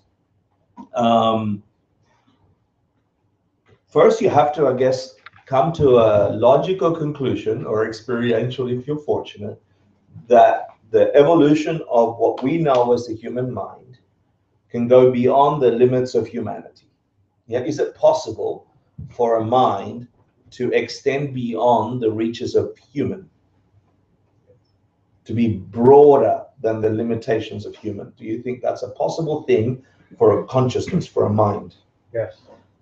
You've got to come to that conclusion yourself, right? For me, it's possible. Why? Because there's also the possibility of being less than human, being limited more than human. And there are some humans that are very broad and aware and much more evolved than I am. So if there's range, a little bit of movement between where I am and broader mind, more wisdom mind, more all awareness mind, and there is a range of below Hector, something more limited than Hector, then if there's a millisecond to the left and a millisecond to the right, then by logic, there could be infinite to the right and infinite to the left, and minds can evolve to their highest potential until there is no limit, limitless infinity of understanding, of experience, of being. And in this system, you call that a enlightened being, a being who is enlightened, awakened, knows all things, past, present, and future at once, can have valid, correct experiences, just as valid as we have, except in a way that isn't limited by our limits. In fact, if I had to ask you if such a being existed, and we have to investigate, if an enlightened being existed, a creature like a Buddha, woke up being existed, would they perceive this with Nungir, Kokyer, or Shinto Kokyer? All three. All three. They would have their own Shinto copy, but they would see your Yunker Yeah. and the other ones. So would they, I'm asking how they would experience this object. They could only have a direct perception because they see past, present, and future at once, and they know its ultimate nature. They can't have a deductive perception of this. They have a direct perception of all its infinite possibilities at once. Wow. I know, including your, that you get to through logic, yeah? So an enlightened being would have a direct perception of this and its infinity, its emptiness and its relativity, all at once, directly. They don't need reasoning. Why? Because they've stretched the limitations of perception to its edges, which is everything. Anyway, think about that, chew on that for a second. And that would be the person you go to for the Shinto Kokya until you get close to the Shinto Kokya things for the heat. A person of pramana, a person who is like the one I just described, would only have valid perceptions. And I'm going to give you a quick summary. I don't expect you to believe it, but if you've studied it, you know where I'm coming from. If the world does not come from this way, if we are forced to project our reality and that's what makes something something, yeah? Is that, so far we've made that argument, right? That reality isn't in the object forcing out, that the objects are empty of having nature, and karma, or our mental imprints, force us to have an experience that is valid, like the kitty or like the humans. Fair? We're all good? Mm-hmm. If that's true, would you have to prove for yourself first intellectually and then experientially? And then second thing we just said is it's possible to evolve this mind, the stuff that projects, to never project suffering or distress or hatred or anger or any afflictive state of mind, and only be forced to project goodness and kindness and wisdom and etc. That's a possibility, yeah? Right courses, right result.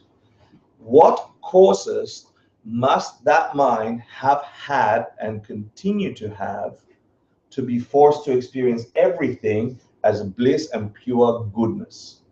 What's the only seeds, if you will, that being must be planting or have planted in order to experience everything as perfect and unbroken?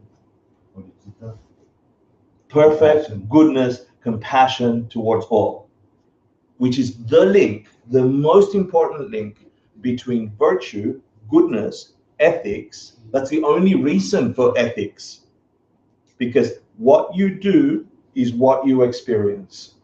And if you've seen that reality, that link between those two things, that the way we're forced to experience reality only comes from what I do to the world, then you must only do the good, because that's the only thing you're going to get back. If you've permanently removed any negativity, then you can't be doing negativity. That's another way of saying, is that fair? Yeah? And if part of that experience includes knowing truth, ultimate truth, the way things really are, ultimately are, perfected, would you be telling a lie ever? To have caused all truth, will you have? No. You can't lie. If it's the example of to tell the truth is going to harm somebody, you have to modify it. Let's leave that relatively here, right? Because in the human realm, I'll go there, because the Buddha himself taught 3 different systems, yeah, depending on people of the same capacity. But when you look at them, there isn't incongruencies between them. If you understand the umbrella perspective, which we went to, right? You could say, I don't want to go down that rabbit hole. It'll take me. Did you see the link that we just did? A person, a Buddha, an enlightened being, a being who has reached a state where everything they experience is bliss and wisdom, perfect truth, cannot be lying. Does that make sense? Because the lie would force You- an incongruency in reality, which would mean that they would Suffering. have to perceive suffering or that incongruency. Or lies or Since mistakes. they aren't capable of perceiving that, you can assume that they haven't witnessed themselves planting an imperfect seed through lying. Correct. So a person of pramana, I'm just giving you the logic in this system, why a Buddhist would go to an enlightened being and trust their words. Yeah? And trust their words. Because if such a being existed, and now you have to prove for yourself, or come to more classes and then prove to yourself. I mean, you still got to do it to yourself. Then there is such a being that could never lie. And so there's this idea that if you're an enlightened being, you can never lie. You're a being of truth, a person of pramana, because of that example. Yeah, and that would be the person that you'd go and ask for advice for Shinto Kokya reality. Yeah, or if you're not sure what to do because you're dealing with very hidden realities, you'd listen to their words like you would with a cancer doctor to say, I don't know about cancer, but if you're telling me I've got to do that thing, I'll just do it. You have a kind of leap of faith, a mixture of logic. He must know something or she must know something that I don't, so I'll do it. Yeah, so it's that kind of thing. So that concept is important. The prescription. Why they're totally correct, blah. Then you get to, there is a method for interpreting the Buddha's teaching, and if, for example, the Buddha has, or any Buddhist words seem to be incongruent, there's a method to tell whether they are literal or figurative and why, and that's the method. You figure it out, take a picture, we'll talk about it. I just want to get you out on time, and I want to get to this part. In Buddhism, this is the first time I was actively engaged with these ideas. Actually, maybe I should tell you that I wasn't originally actively engaged with these ideas. When I came by mistake to this, it wasn't this room, but it was this center 21 years ago. Huh? It was way before SpongeBob. Way before SpongeBob. I didn't like what I was hearing. I was I was rejecting this weird Western dude in a red Buddhist dress, thinking he was like some weird teacher monk thing. I was like anti-religion. In fact, I was reading Ayn Rand. She was my hero. Sorry. I know. I was really into her. Yeah. No, she's got a brilliant mind, and I was traveling the world. I'd gone around the world 3 times, and I was just reading her. That was it. I'd lost faith in every other thing. Everything else is bull, and she's got reason. Yeah. She was missing something, and that grew in me. And at some point, I met this Buddhist monk, Geshe Michael, and I had this repulsion to him. I didn't understand about projection. I didn't know it was coming from me, right? That whatever I saw in him was an aspect of me. If I did, I would have stopped very quickly. Yeah? Still valid. It's still valid. It was a valid perception. But I came to this place because there was something broken in my experience of reality that I couldn't fix with any other method. I was so broken. I was also broke. Yeah, I was unable to figure out my way around this labyrinth. And even though I hated the vehicle that it was coming from, I couldn't remove these ideas from my mind. And one big nail in the coffin, if you will, that came from the lecture in one particular night was something that I knew in my mind, and it hurt to hear it, so I'm going to share it with you. Okay? There is a difference in Buddhist thought between an omniscient being and an omnipotent being. What I heard from the stage that night was this idea that I would not dare speak out, not for like 10 years later, which was, if there is such a being that created this world, the creator of all things, all powerful, all compassionate, all loving, and the creator, those 3 qualities, creator of this world, all powerful, and all loving. And I, as a Catholic person, called that a God. Yeah, that's what I learned. And it meant something to me, even though I was trying to avoid it with Ayn Rand. It was in me. Buddhism says not being with those 3 qualities and this world as a reality are incongruent, could never exist, has never existed, is a complete falsehood, is not true. You cannot have a being who created this experience and has the power at any point to change it and absolutely loves everybody at the same time. If you did, you will not have burning babies. You will not have rape. You will not have natural disasters. You would not have the reality that is this world. When I heard that, it sunk in me because it challenged my childhood belief system that I thought was a truth. You cannot have those three qualities: creator of everything, loves you completely, and gives you cancer. So either our reason is incorrect, our understanding is incorrect, or one of those things is not true. Because if they're compassionate, not giving you cancer. If they're all powerful, can take cancer away. If they don't take it away, not compassionate, not loving. Who am I to judge? No, but you see, the actions, you're judging the reality of this thing, and you're making with logic your best understanding of reality. Anything beyond that is a hope, a wish. Now, there could be the possibility of a being that is omniscient, that can know all things, but has no power to change you. That's okay. That's how they won the debate in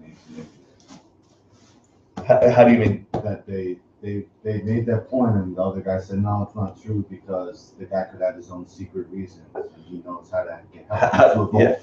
And they said, well, an unchanging creator could never interact with the changing world. Right, that's right. Yeah. Or they say, if they are going to make you go through suffering to get you to evolve and learn, why stretch it out 80 years? And then, like, I'm just going to put this pin inside you and just twist it a little bit year after year, then take it out and let you have a girlfriend, and then not anymore. That's even worse. It's sadistic. When I heard that, it sunk in me and it hurt. And it made me investigate. What do I believe? And I swear to you, for 10 years, I sat there meditating, and that meditation we did today, where you create an enlightened being, a perfect creature, it's just in your mind, but you feel them in front of you, creating an imprint in your mind. It was God being very angry at me. He would pop in with a big beard and go, I exist. And I would tremble with fear. It would interrupt my meditation, this childhood idea of an all-creator, all-powerful, all-loving God, the one that I got to reframe and re-understand. So the evolution of mind, can you have a mind that is all-knowing? Is that possible? If you know 5 things, can you know 10 things? Can you know 10 things, can you know 100 things? Can consciousness have awareness of 7,000 things? Yeah. In Buddhism, they say that an awakened being, an enlightened being, a being that's reached that peak of all-knowing. What kind of all-knowing, actually, I'm asking? What do you think what is it that they know? What is it that they know? Absolutely. Everything comes from them. Huh? They know what to take and give up. Nice. Sorry? No. The important thing, the only thing a being with compassion and all knowledge should know is what to take up and what to give up to stop suffering and create happiness. It's not that they know the chemical structure of every molecular thing in the universe, past, present, and future, and they sit there going, the genus of that plant is and they are in this state of constant meditation looking at the DNA of every creature. It's not like they have a perception of that according to this. I don't know. But it makes sense to me that a being of all-knowing would know what to take up to avoid suffering, what to give up, for real, not what we think. Yeah. So an Arya is a mission? No, but I'm saying that's a quality. Good debate. Unerring.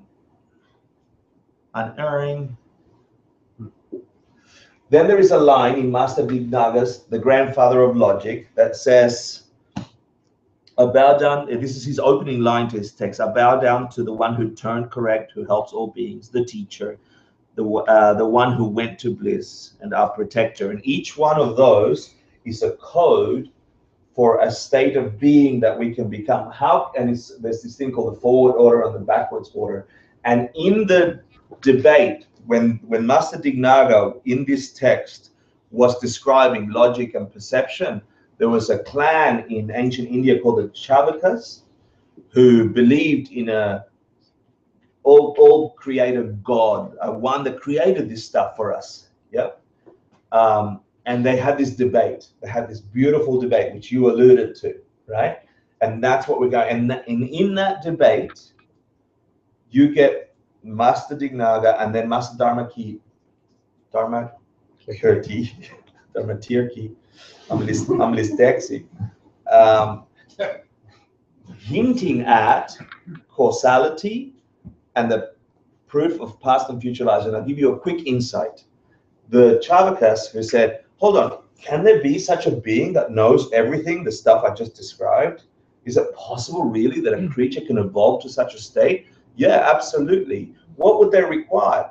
And the Buddhists would say complete and utter, the highest compassion, mahakaruna, complete love, selfless love towards every other creature. They could develop that, and complete knowledge. How long would that take to create in a mind? The Chavakas asked the Buddhists, and the Buddhists said, oh, that would take something like 1,000,000 lifetimes.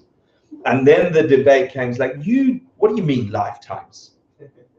You can't prove that people are born and die and born and die. You can't prove that there are many lifetimes. The Chavakas said, which is rare for India. Everyone believes in past and future lives, right? But this group of weirdos in the 400s or something said, no, there is just one life. The YOLOists. Yes, the what YOLOists. And so the debate began to prove the Chavakas incorrect, that yes, you can have multiple lifetimes, that you can't have 1,000,000 years to evolve your mind where you spontaneously care for others as much as you care for yourself. And that Mahakaruna is the cause of a Buddhahood, not just enlightenment, not just nirvana. Yeah, so in that debate, which we'll cover next week, we'll get to see, which is rare in Eastern philosophy, a proof of future lives. They're proving it to say you can have multiple lifetimes and evolve your mind over time. It will take millions of years to get this mind to a state of complete and utter love to other creatures as much as your own, care for other lives as much as your own, with complete wisdom. You can do it, but it takes a very long time. Chavaka said not possible, not many lifetimes. And their argument was, when the body dies, it stops moving, the mind must be dead too. And then the debate from the Buddhists were, just because the car crashed doesn't mean the driver's dead. Yeah, summary. So I think that's the summary. Let's do a quick dedication. So any goodness or any insight we've had, you need a question? Is it disturbing? Yeah. Okay, cool. You can debate with her. She can answer. Okay. Stephen, let's just offer any insight or tension, or because the hope to figure out reality, that seed is still being planted. It doesn't matter where you land on the debate. Sashim Mugi Jishin Etotram Viravin Chien Yinde Yampati Sange Shindu Miteruargi Dropen Nanda Shinla Chiparsho Idam Guru Ratna Mandala Kam Niryatayami Kewa Dirgavokun Sunam Yeshe Tsotsoshin Sunam Yeshe Rejunwe Zampa Kuni Topar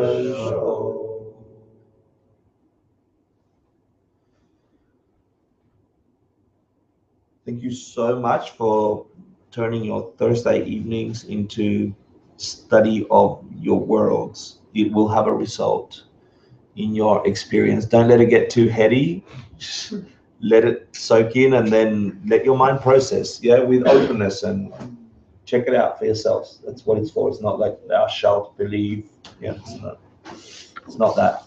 Thank you. Oh, announcements. Yeah, can we? Sorry, announcements. Who's been following the 30-day challenge, Meditate for Good, for the 3 Jewels? Put up your hand. Who doesn't know what I'm talking about? Put up your hand. Cool. The 3 Jewels has a now global, at least United Statesian, challenge, a meditation challenge. 30 minutes a day for 30 days. See if you can get your mind centered. And we're linking that to a fundraising campaign to move this center from here to our new location in the Bowery. The move is draining our funds, and we need a little ramp to make sure it stays alive while we move there.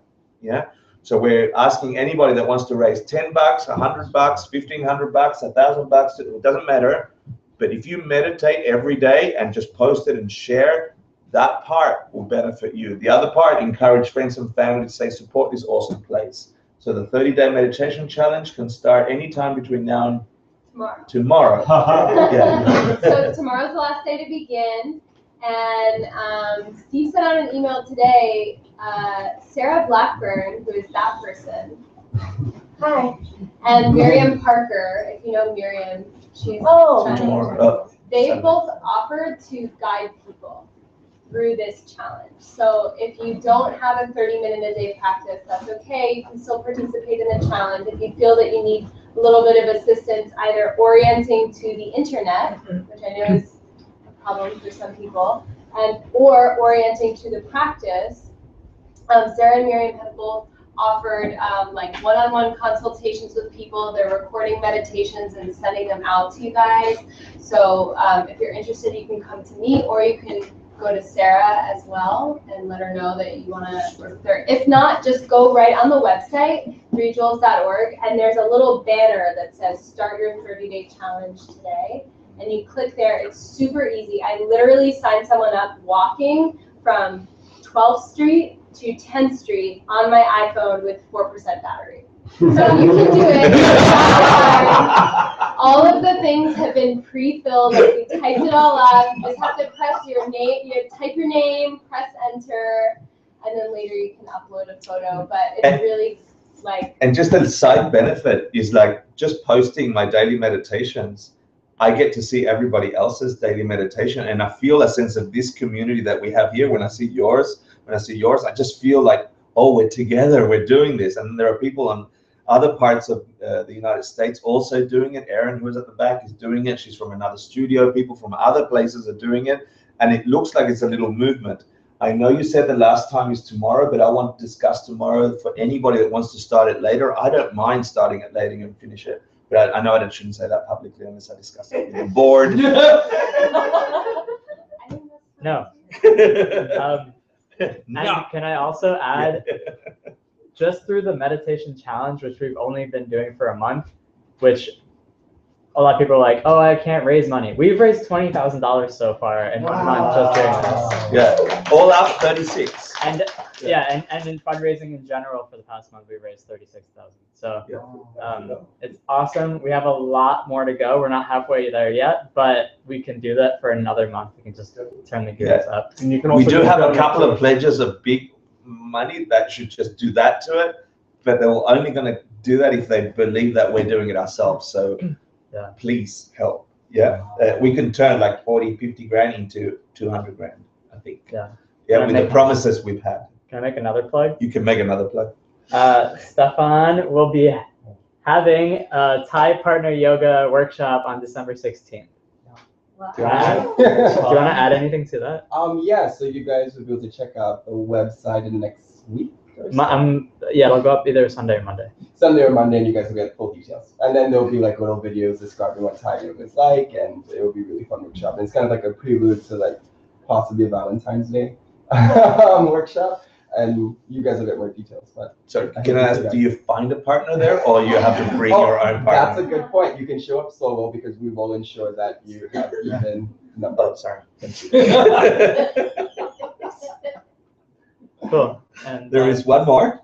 Aaron is graciously dedicating the laying of the floor at the new 3 Jewels, the wooden floor that will be doing yoga and meditation for the next 12 years is being hand put together voluntarily with Aaron and a team of so not this weekend, but the following weekend, Saturday and Sunday. I'm hoping if I have a crew of maybe at least 3 or 4 people each day, Saturday and Sunday, we can get it the whole 700 square feet put down in the 2 days. That would be great. And you know, I volunteered to put down the floor because for me personally, that was going to be as special a thing as I could build for the center, because that's, I mean, the people and the floor is all everything else is icing, right? Like lights or fans or paint or heat or whatever. But you need the floor and you need the people. So so that's why I was really excited to do this, and I kept begging Hector to make it a thing where everyone could volunteer, because I wanted other people to have that opportunity as well. Nice. Do they need to have experience? No, I can teach you everything. You can have a new career. I'm not kidding. I can train you. Like, I will figure out, once I know who's doing it, I can 100% train you with all of it. And it really is you. And then you can go through your life, this life going, I know how to put down the floor, which is also great. You can find me after class, you can email me, there's a online document, whatever. But the next weekend, and and I'll probably do it like maybe, I'm kind of imagining 2 shifts each day. So even if you can only come part of the day or whatever, we can work that out. I can show you. So I would love it if you could have the experience of putting down the floor. Nice. Thank you. Now I'm ready to take questions from people that need to debate.